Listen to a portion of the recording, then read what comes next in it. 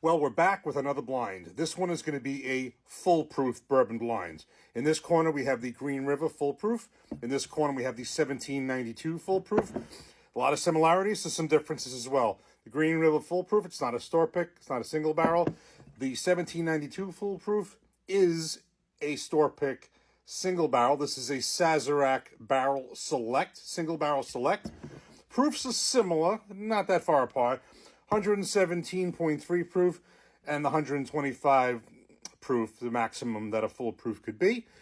Age, the Green River is not officially age stated, although it is said to be 5 to 7 year old bourbons. This is at least 4 years old. Mash bills, you're getting on the relatively, higher ice, certainly in this one. The Green River is 70% corn, 21% rye, 9% malted barley. This is not officially, not an official mash bill. It is said to be either the same or extremely similar to the Buffalo Trace mash bill number 2, the high rye mash bill. I would put that rye percentage maybe in around 15%, so a few percentages difference separating these, but there's definitely some rye you'll pick up in this. The Green River is the company that owns this is Bardstown Bourbon Company. And on this one, it is the Sazerac Company, the same owners as Buffalo Trace. Prices are fairly similar, fluctuates, but since Green River has been in New Jersey, I've seen this, we'll say, averaged around $45. And these, somewhere around that or $49, especially the store picks. So prices are very similar. There's a lot of similarities. And in both of these cases, I like them both. There are, other high proofs and full proofs I like better. But in these two, I would say going into this, not knowing anything else, what I think I prefer, and I think these are going to be close, is I'd probably say I think I prefer the 1792 full proof, although I like them both. But you never can tell until you two are blind. So we're going to pour them up, mix them up, and we're going to get started. Okay, so we have these poured up, mixed up, have no idea which is which. We're going to look straight ahead. And just for quick clarification, a full proof is not the same thing as a barrel proof or a cask strength. A full proof means that basically these are bottled at the same proof that they go into the barrel at. So in this case, this 117.3 proof, that's the proof that it went into the barrel at. And then when it comes out of the barrel, you have to use water or whatever it takes to get it adjusted to that proof. And this is 125. That's the maximum that it can go into the barrel at.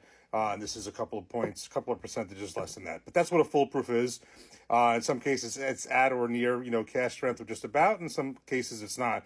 But that's what it is. A lot of people confuse full proof with cask strength or barrel strength. So color is fairly similar. I don't want to look because I have the labels at the bottom.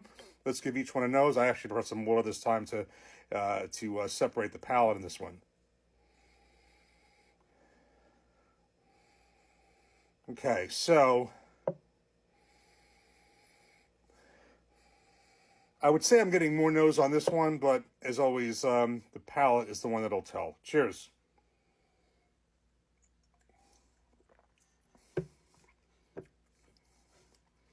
Cheers.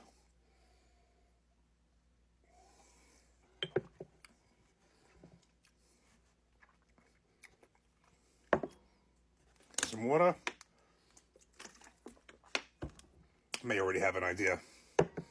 So I said I was getting more nose on this one. Maybe getting a little bit more on the palate too. Let me just go into this again.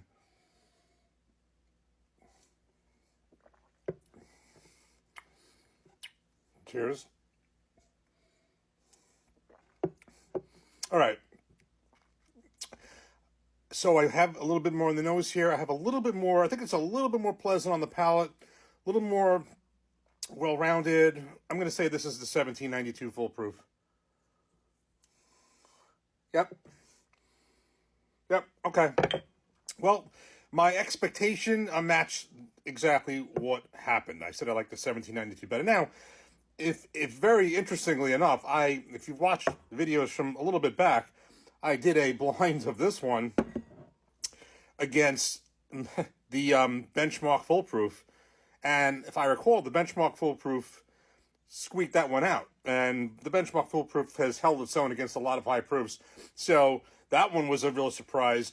I was expecting this in this case. Now, in all fairness, if this was a regular 1792 foolproof and not a Sazerac Barrel Select single barrel, would it have beat it out? I don't know, but maybe the result would have been different. This happens to be a single barrel Sazerac Barrel Select, and this is just a regular one. So not sure if that would be the difference. In this case, the 1792 foolproof wins it. There is a few proof points higher in there.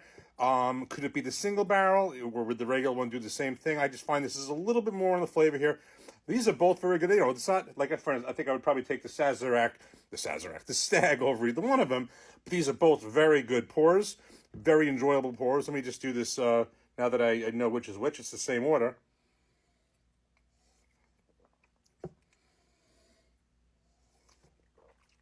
It's just a little bit more of a, I guess maybe of a refined, well-rounded flavor. I like them both. Now, the funny thing, if you watch past videos, this Green River Foolproof I like so much more than the regular, rye bourbon and the regular wheated bourbon. I like this one a lot more than the other because I was not a fan of the regular Green Rivers. And very similarly, I'm not a fan of the 1792 small batch. So these are both examples also where the higher proof versions I like a lot better than the lower proof versions of both. But for this one, 1792 foolproof wins it. The Sazerac Barrel Select, 125 proof.